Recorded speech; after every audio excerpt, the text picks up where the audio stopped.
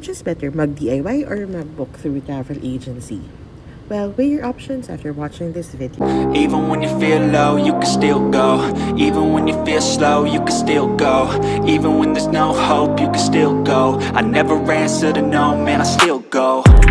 Welcome to Majoga Vlogs. This is our family channel where we share our experiences on travel, food, pets, product reviews, and a whole lot more. Before we share to you our underground river experience, we hope you've watched our former video wherein we shared to you how to DIY island hopping at Honda Bay, Puerto, Princesa, Palawan. We want to do a DIY version of the underground river tour.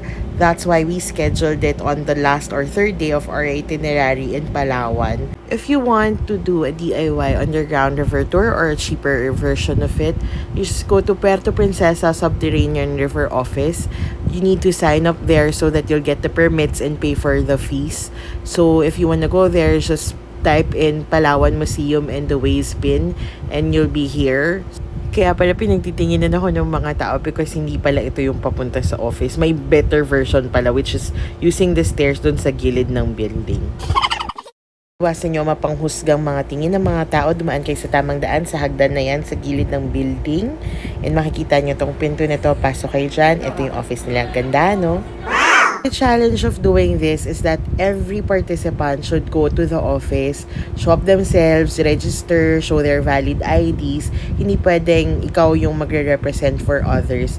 And these are the fees that you need to settle. Difference of these rates from the ones that you see from travel agencies is that this does not include your transfer from your hotel to Sabang Port, and also this does not include the buffet lunch, which is typically included in the tour. Fortunately for us, we need to book this tour through a travel agency kasi Gab cannot show up because she's not feeling well. So, thank you ate for the discount you gave us.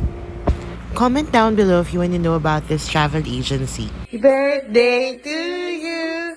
Happy birthday to you. Happy birthday, happy birthday, happy birthday to you. Going back to our vlog. We started our day at 6 a.m. and we had breakfast. Ang sarap ng corned beef ng kasanyas. And we got extra early today because we'll be picked up by the van going to Sabang Port. 7 a.m. this morning. Medyo na-late sila pero okay lang. Kasi nag-impake na din kami ng things as we will be traveling back to Manila after this tour. Isa po sa mga expert drivers po namin dito sa Puerto Princesa. Sa totoo lang po, kalilisensya niya lang kahapon. Safe na, lero ko lang po. Pakilala ko rin po ang ating grupo, Madam Sir, kasi po tayo po ang magkakasama ngayong araw sa underground tour hanggang matapos po, hanggang pag-uwi.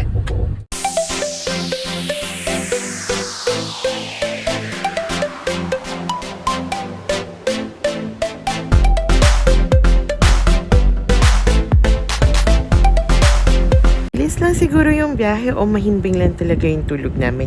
Basta pagising namin, nandun na kami sa Ugong Rock Adventure. Ugong Rock Adventures is not part of the tour you paid. So if you want to experience caving or zipline, then you can just prepare 700 pesos per person. But if you're not the adventurous type like us, then you can just sleep like my husband here.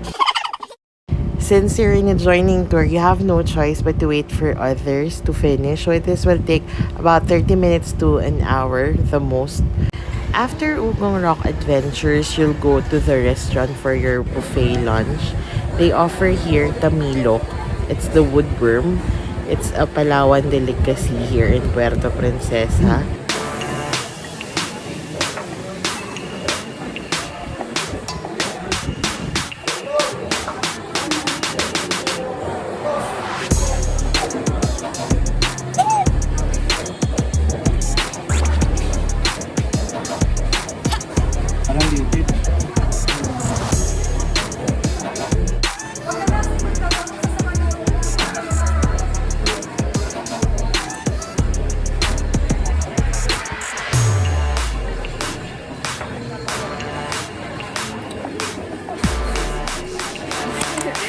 Pag hindi ko gusto, hindi mo makuha din. Masarap. Wala talaga suka ko lang.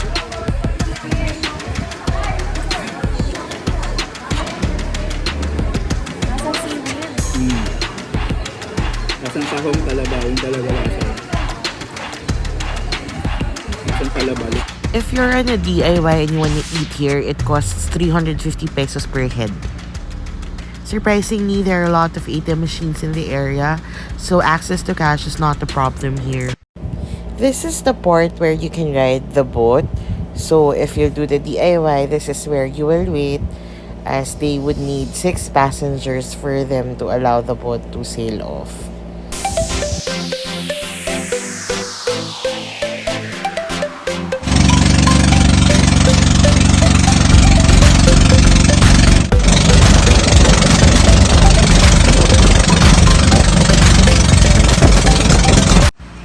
Upon arrival, you'll be greeted by this beautiful scenery. Unfortunately, you cannot swim in this area. After taking photos, you can go to the registration area, get your helmet and your headset as well.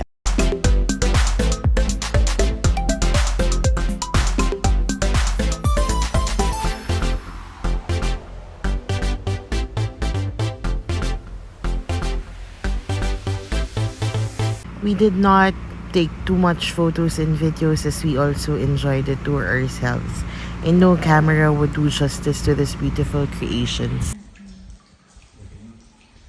Next, Japanese sweet corn. Sa taas, popcorn. Sa kaliwa po, giant mushroom. The mushroom is a boy.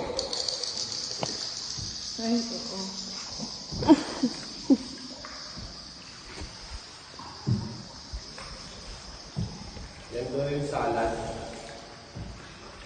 Sabi nila.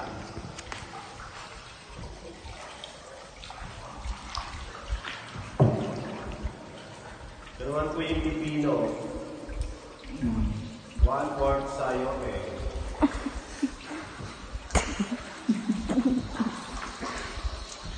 Ito naman po yung pichay. Ito po yung pinakamalaking manik.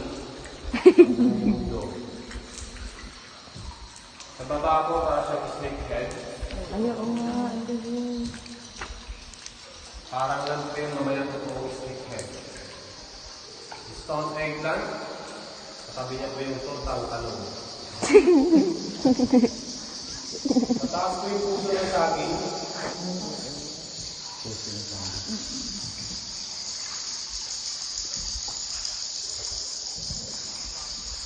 Yan po yung carrot. Malapit na siya mamulok.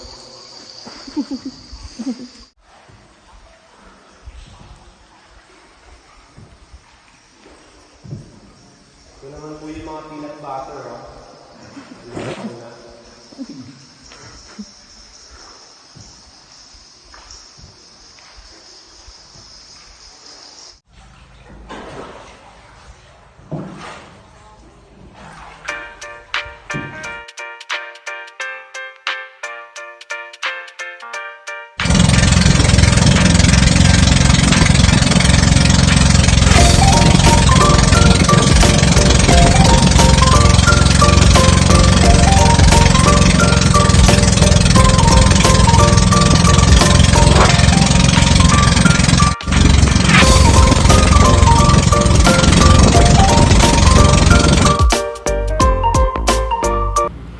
If punta kayo dito, don't bring anything na nakabalot ng plastic, as there are monkeys around and they might grab that from you. If tour or DIY, well, it's up to you.